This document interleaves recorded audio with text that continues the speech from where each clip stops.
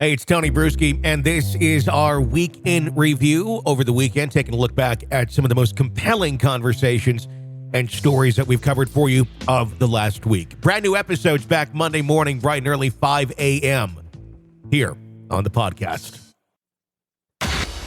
Murder in the morning from the Hidden Killers podcast. As the entanglement of deceit and betrayal continues to show itself, if you will, in the ongoing saga of Alec Murdaugh, the convicted murderer, which we can now say, it continues to unfold now to a once close friend, and you may have heard his name in the trial a little bit. We're going to tell you more about him today. He is Corey Fleming, and his role in this is quite twisted and relates to the estate of Gloria Satterfield, which is, as you are aware, quite another dark turn in this. We'll talk about that whole story in here in just a moment. The thing is, Fleming, he has admitted guilt in the grand conspiracy. Fleming, who is 54 years old, has acknowledged that he played a critical role in the assisting of Murdaugh in the misappropriation of over $4 million in funds that were intended to be a wrongful death settlement for the family of Gloria Satterfield, the late housekeeper of Alec Murdaugh. This is really a big lesson in, like who you keep as friends and what they can do to you if you continue to associate with them, I guess.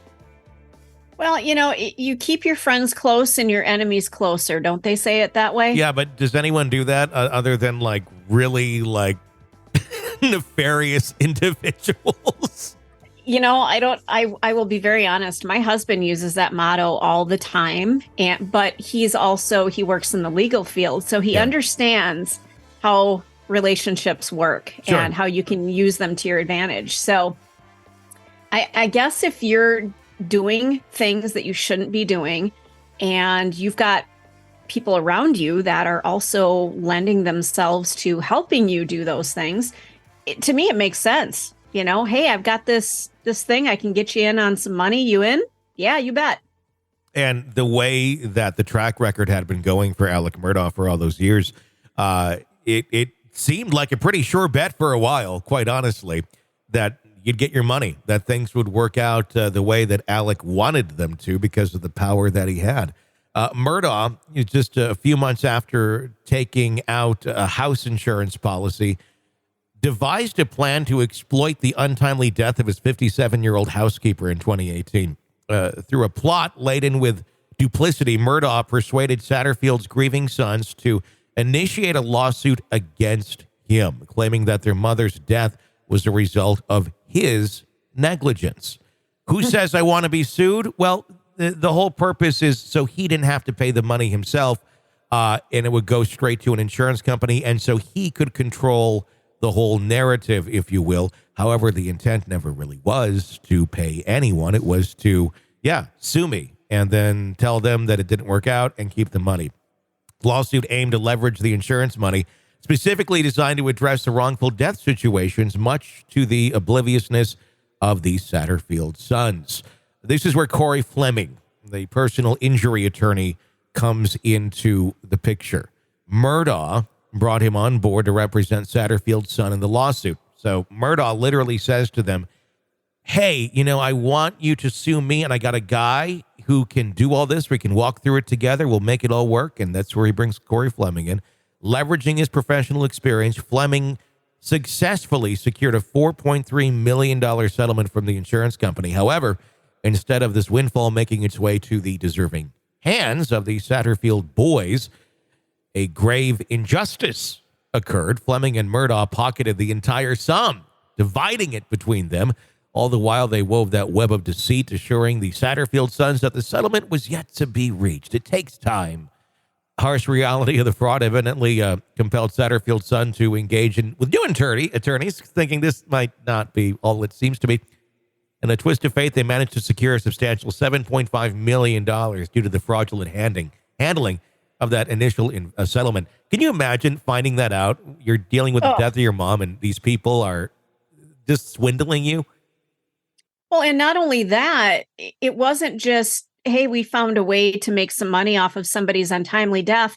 It looked like they killed her for this purpose, that they had purchased that insurance money beforehand with the intent of, we're going to kill her, we're going to make money off of it, and fuck the family. Well, that's what it's starting to very much look like. The sons are still grappling with the mysterious circumstances of their mother's death and the fall, especially since Murdaugh now, from behind bars, continues to wreak havoc in everyone's lives, recently confessing to misrepresenting the events leading up to her death.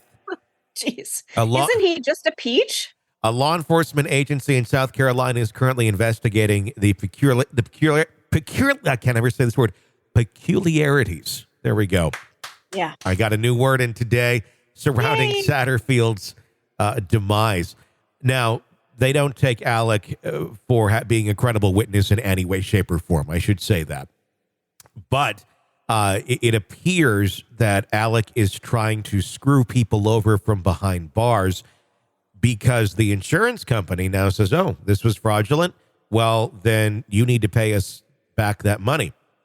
And Alec is saying, well, it was for them. So they got all this money. They did not get that money from, didn't get the money from that settlement. It was not from those coffers at all. So, but it's Alec's attempt to try and make the victims have to pay back the insurance company because it was fraudulent. How? Yeah, he just keeps crapping on everybody, doesn't he? You know, you think he's evil with what we knew so far. I mean, he really gets into being evil. It's not just dumb and greedy and ignorant. He's evil. I mean, this is very evil type things to do to anyone. The related development that goes on along with this, Nautilus Insurance took that legal action against Murdaugh and Fleming in May of 2022. They allege that the pair orchestrated the sophisticated lie around Satterfield's death, all to establish liability and receive that payout. Corey Fleming now finds himself at the mercy of the court, facing the prospect of up to 5 years in prison, along with a $250,000 fine.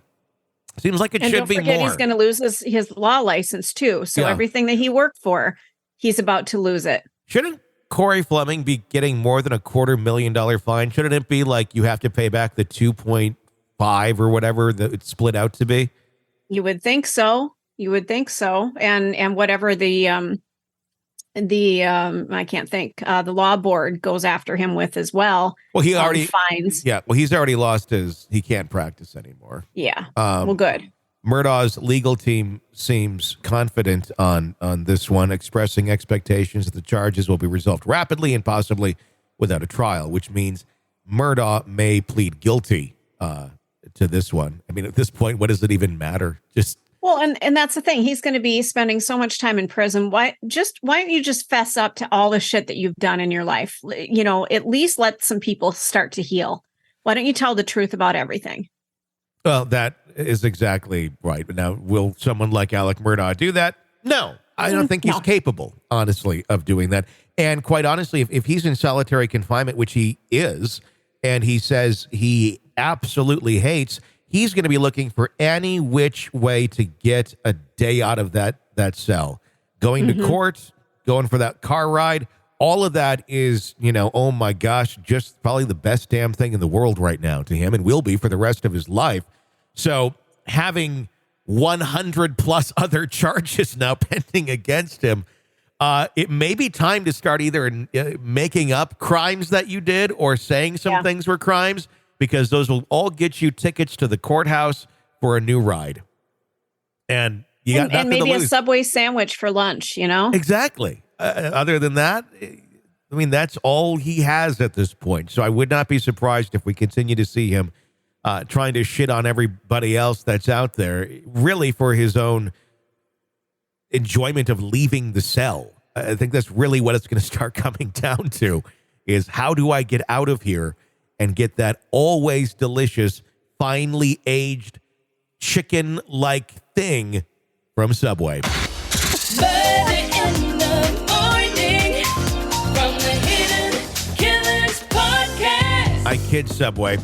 I do eat there at times. Notice I didn't say like, but I do eat there at times. And I don't know. I mean, when you get the chicken breast, I don't know what the hell that is. That doesn't look like a chicken breast. Sometimes it doesn't feel like chicken. It looks like a chicken. I don't know. I don't know what it is anyway. Chicken pudding.